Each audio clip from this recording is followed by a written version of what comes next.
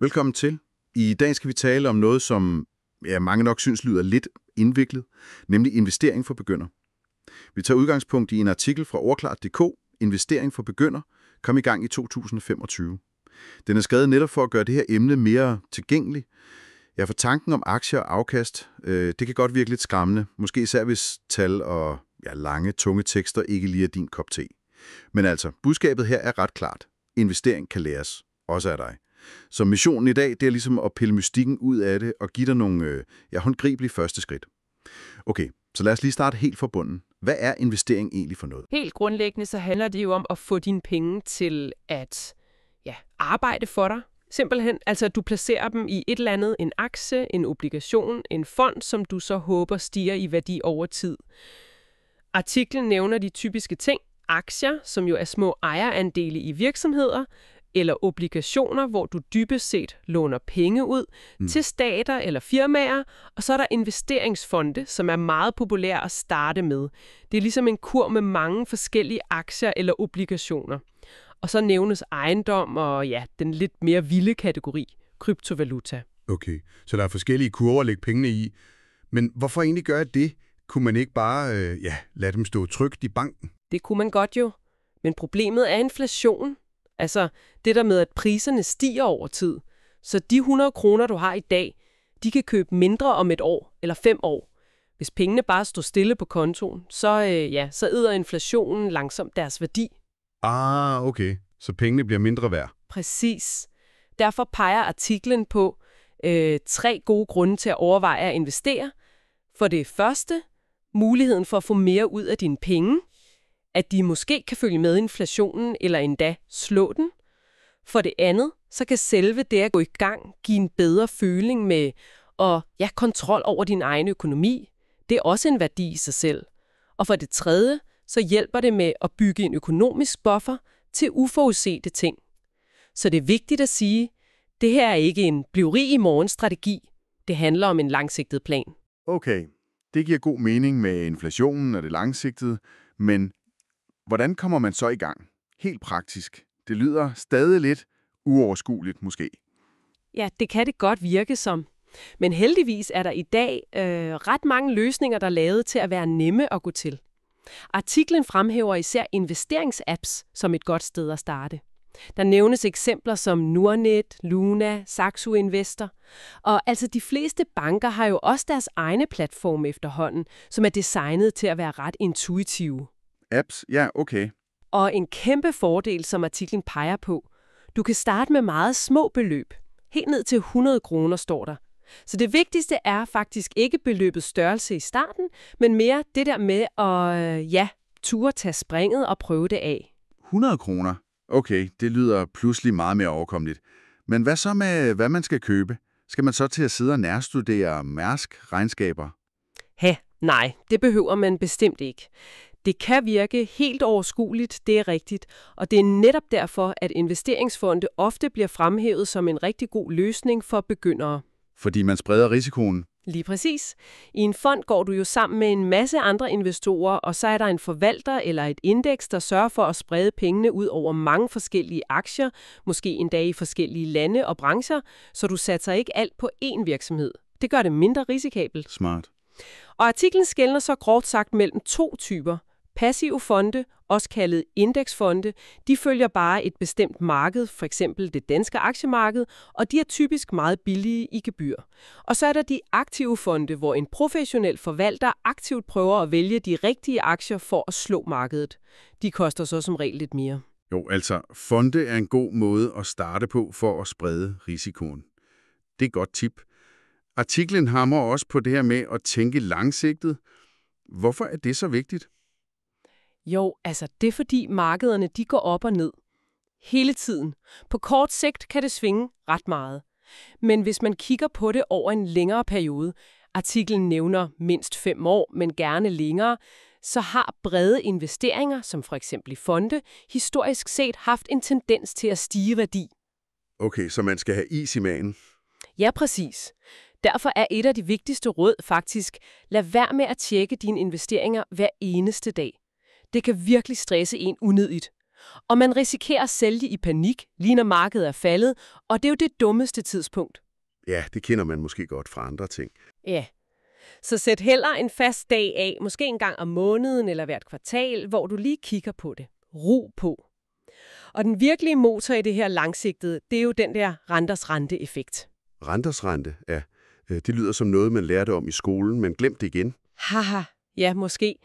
Men det er faktisk ret magisk. Ja, magisk næsten. Det betyder simpelthen, at det afkast, altså den gevinst, du tjener på dine investeringer, det begynder også at tjene afkast. Ah, okay. Så dine penge begynder ligesom at formere sig selv. Snebolden ruller og bliver større og større helt af sig selv. Og jo længere tid den får lov til at rulle, jo større bliver den. Så tiden er ens ven her. Helt afgjort. Tid og tålmodighed. Okay. Tålmodighed, renters rente, spred risikoen. Forstået. Men er der så nogle fælder?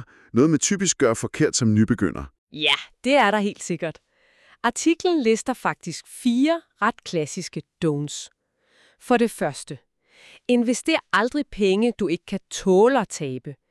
Det skal være penge, du kan undvære i din dagligdag, ikke penge til huslejen eller mad. Vigtigt. Meget vigtigt.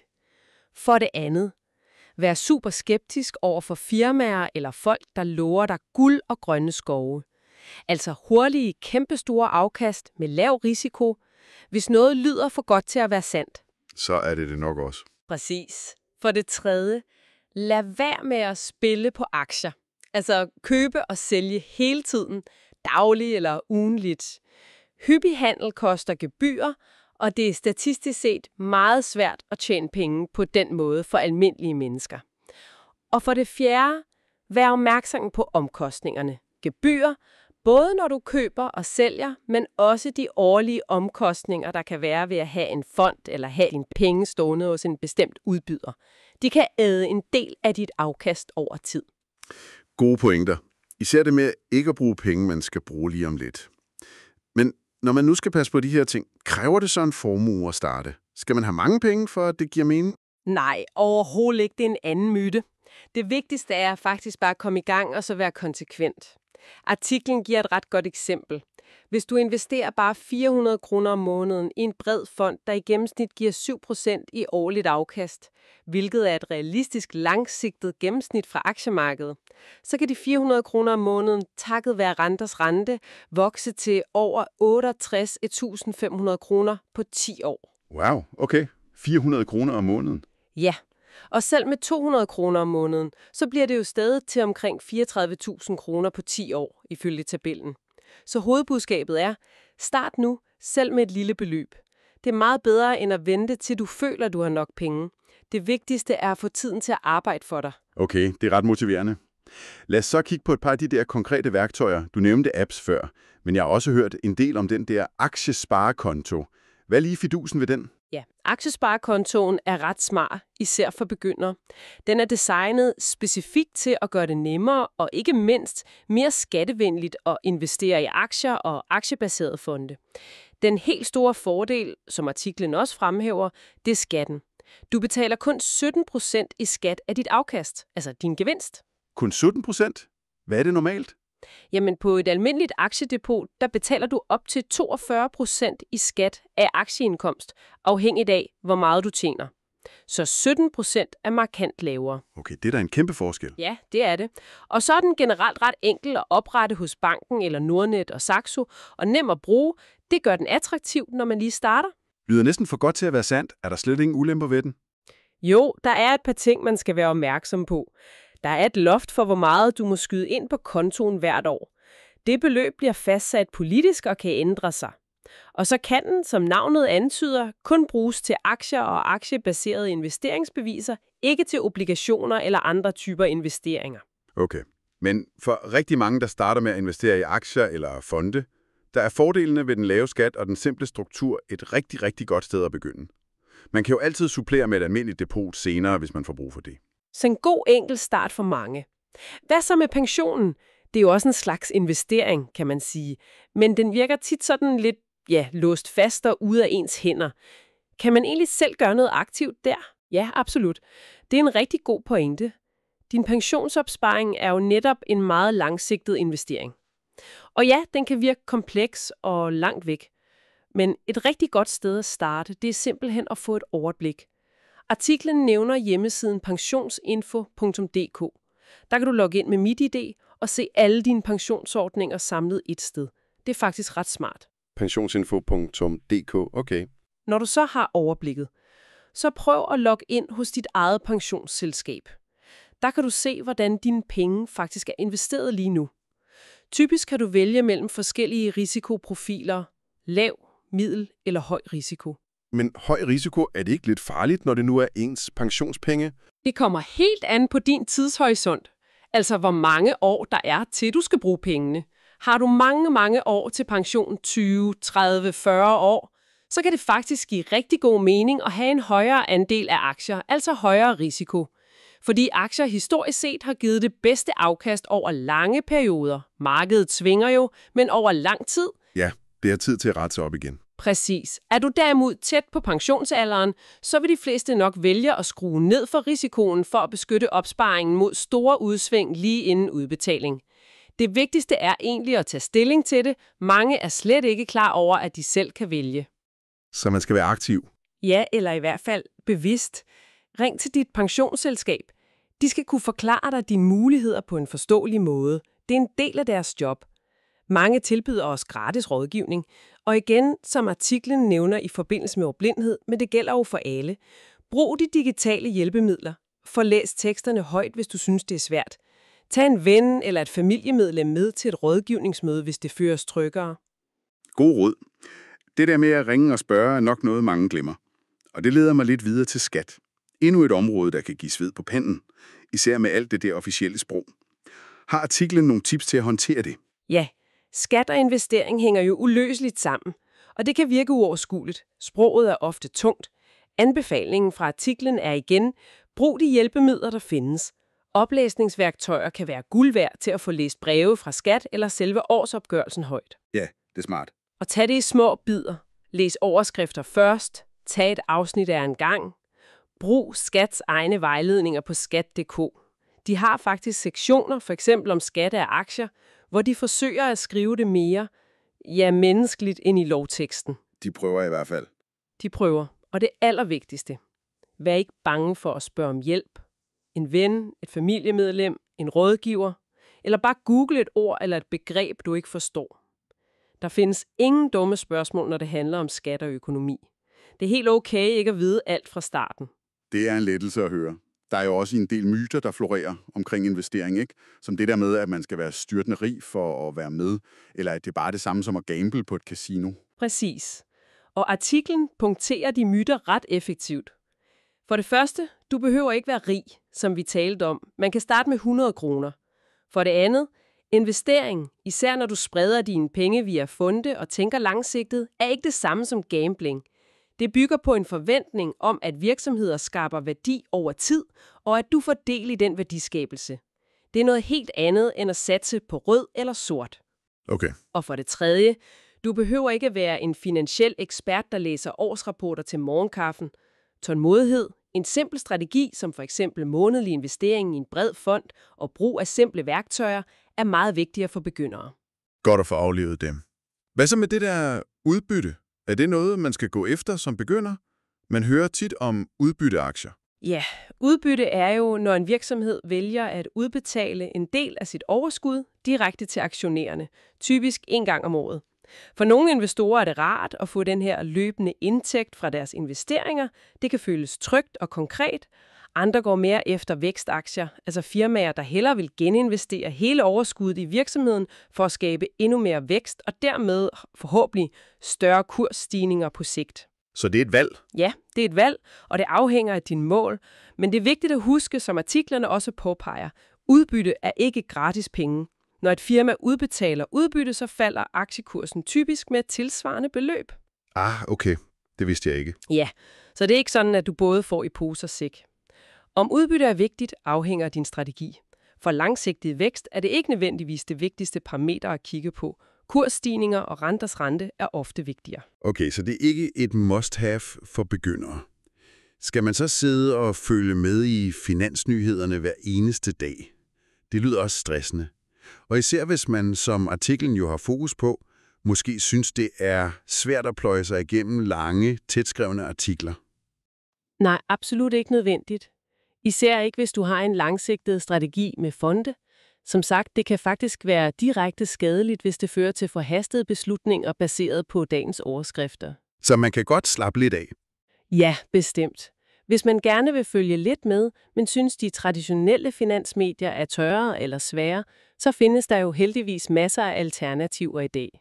Artiklen nævner podcasts, der forklarer økonomi og investering på en mere pædagogisk måde. Der er YouTube-kanaler, der gør det samme med video.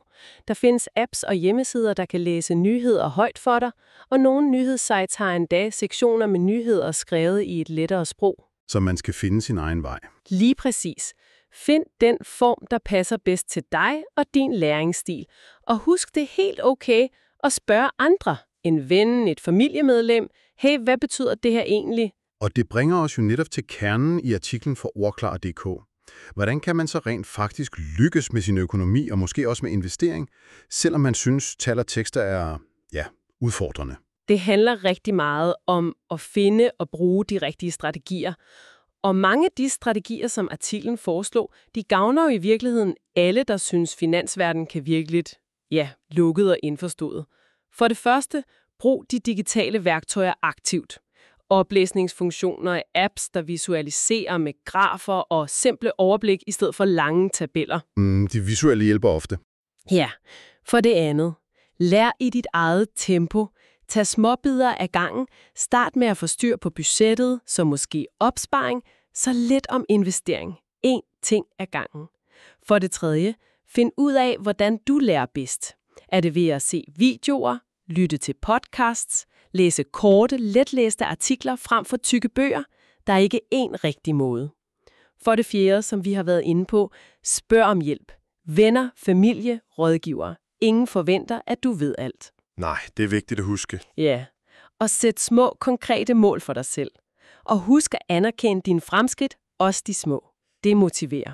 Og accepter, at det er okay at lave fejl undervejs. Det er en del af læreprocessen for alle. Artikler nævner også det der med, at man måske har andre styrker, hvis man for eksempel er ordblind. Ja, det er en interessant pointe. At hvis man måske er kæmpet med læsning og skrivning, så har man ofte udviklet andre kompetencer rigtig stærkt. Måske er man mere visuelt tænkende, bedre til at løse problemer kreativt, god til at se mønstre, eller har en god teknisk forståelse. Og de evner kan man jo sagtens bruge positivt, når man skal have styr på sin økonomi, eller finde rundt i investeringsapps. Det handler om at spille på sine styrker. Ja. Forfatteren til artiklen deler jo også kort sin egen historie nemt ved tal, men svært ved lange tekster som ordblind. Og hvordan vejen frem var simple apps, at turde spørge og lære af både gevinster og tab. Så budskabet er egentlig ret opmuntrende og klart. Investering er ikke en lukket klub kun for eksperter med jakkesæt. Nøglepunkterne, vi har talt om i dag, baseret på artiklen, er vel: start enkelt, måske med en bred fond. Start småt, men vær konsekvent. Lidt er bedre end ingenting. Tænk langsigtet. Giv det tid, mindst 5 år. Og brug de værktøjer og den hjælp, der rent faktisk findes derude. Præcis. Det er en rigtig god opsummering. Og hvis du, der lytter med, er blevet nysgerrig og gerne vil dykke mere ned i det, så nævner artiklen jo en hel række konkrete ressourcer. Steder, der er kendt for at formidle det her på en pædagogisk måde. På YouTube findes kanaler som Daniel Pengetips, Thomas Invest, Unge Investorer og flere andre. Der er podcasts som Millionærklubben, Nordnets egen investeringspodcast Aktieuniverset og hjemmesider som Nordnets blog, Morningstar, MyBanker, Index Invest. Så der er altså masser af steder at gå hen for at lære mere, alt efter om du foretrækker at lytte, se eller læse og på forskellige niveauer. Super. Så der er hjælp at hente. En allersidste tanke at tage med sig fra alt det her, som artiklen også understreger. Det der med at turde tage det første lille skridt. Det er faktisk vigtigere end at vente til man føler sig 100% klar eller som ekspert. Perfektion er slet ikke målet her. Helt enig. Og måske en afsluttende tanke til dig, der har lyttet med. Udover den åbenlyse mulighed for, at dine penge kan vokse over tid, hvordan kunne det så påvirke dit forhold til penge og økonomi, hvis du begyndte at udforske det her på dine egne præmisser? Måske kan det at tage små skridt ind i investeringsverdenen være med til at forvandle noget, der før virkede skræmmende eller utilgængeligt, til en kilde til øget selvtillid og en følelse af rent faktisk at have kontrol over din egen økonomiske fremtid. Det er der værd at tænke over.